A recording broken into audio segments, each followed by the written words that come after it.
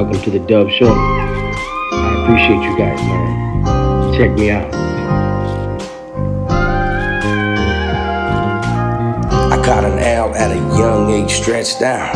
Getting 24, homie, I got 5 out. Now on YouTube, trying to get a paper route. Coming till you know the deal, we on some grown shit. What's cracking, everybody? New video. Today I was thinking about something dawned on me. The hole. People hear about the hole in prison. Excuse me. And some people really believe it is a hole. Some people believe it's a cold, dark space with no windows and, let's get to it. Before I get into it, I want to say this. There are a lot of people who have been in prison.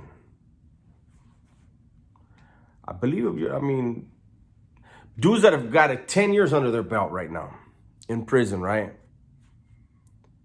And they don't know what the hole used to be like because they go to these dog runs, right?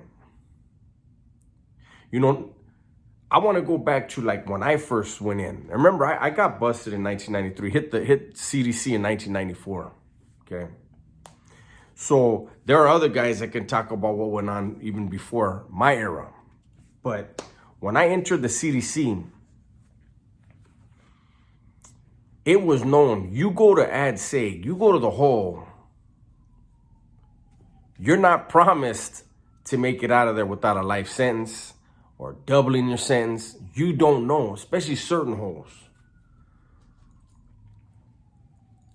Back then, there would be dudes on the yard. You'd be on the yard and you would see dudes that, they might be knuckleheads or whatever.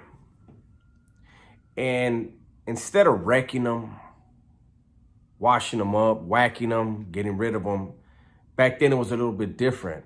People weren't as quick to pencil whip each other, wreck each other. You might be around somebody that's like, you know what, let's give the vato a chance. Giving him a chance, showing him love was putting a knife in his hand and telling him to go get somebody. Or at least you can't asking him, hey, will you do this for us? Yeah, put a knife in his hand, send him on his way. You know why? Because if he ain't gonna learn on the line, he's definitely gonna learn in the hoyo, in the hole. Going to the hole was a completely different ball game. Guys weren't tripping on getting a phone call.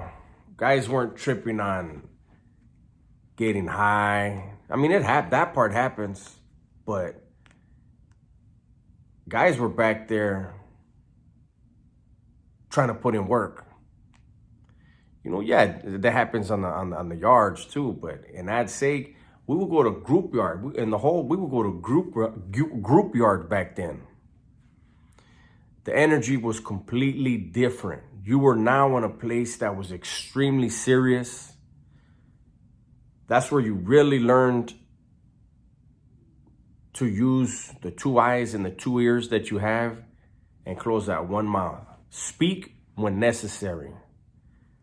Don't talk just to talk. That's why I've said before, like I can meet somebody and know within a few minutes how they did their time. And this goes back to when people say, oh, Dubs, he talks too slow. Yeah, of course I do.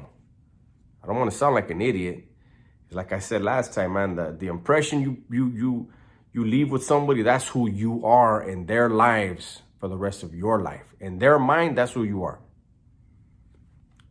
You never get a second chance at a first impression, and in prison, you got to make sure that first impression is a good one.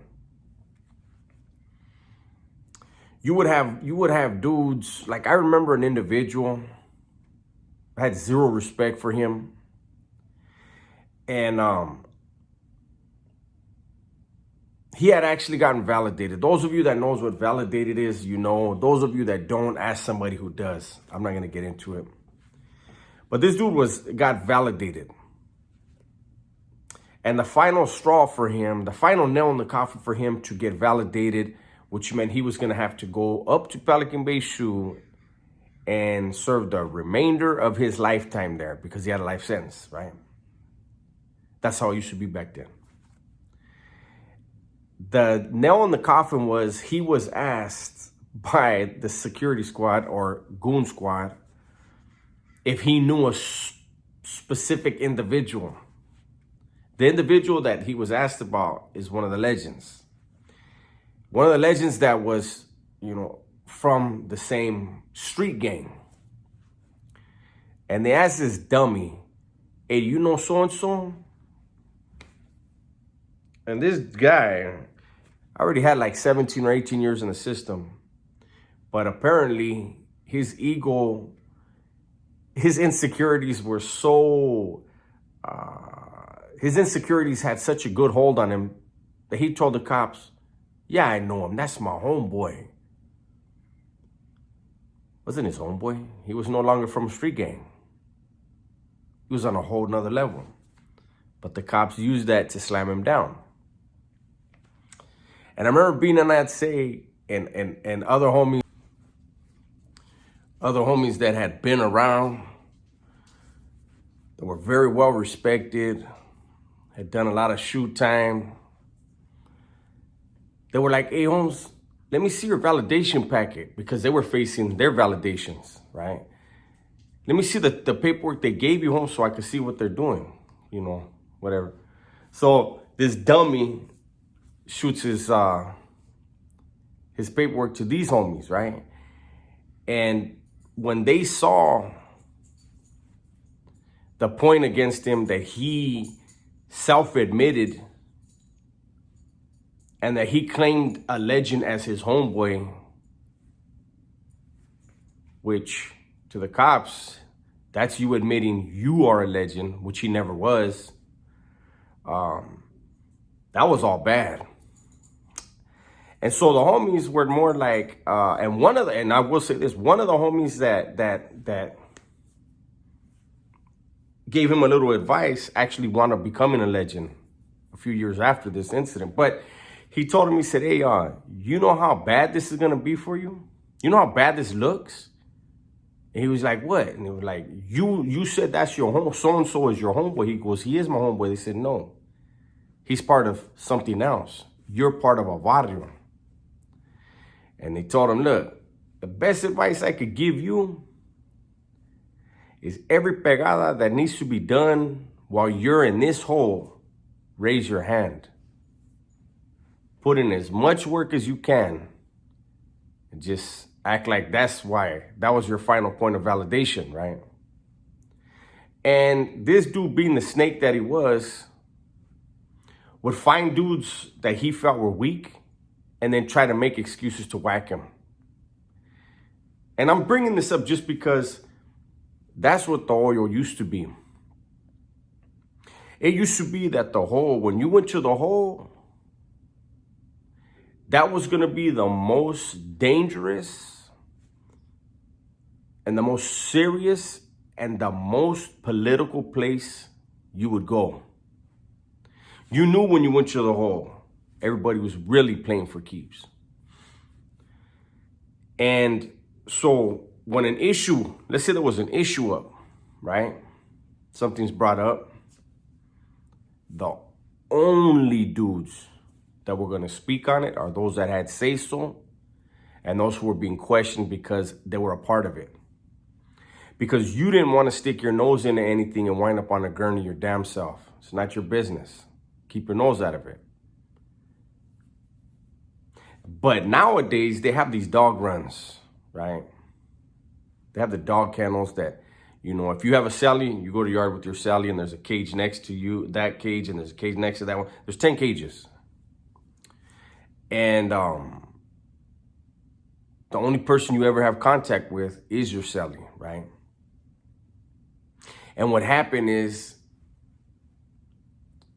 people started realizing if I cell up with a good friend of mine, we're on the same crew, even though, you know, within the same fact, I can't get into it, but within the factions, there's, you know, guys that have their little crews. And if you're cellies with somebody from your own crew and there's an issue that comes up, maybe with somebody else from another, somebody else from your crew that may be on the main line while you're in the oil, you're in the hole, these guys will go ahead and put their 2 cents in. Why? To slow it up, slow up the investigation, muddy everything up. Snakes will always try to start fires on the periphery of the issue. And a dude that's a dummy, that's investigating, he'll get caught up in them fires and forget what the main issue is.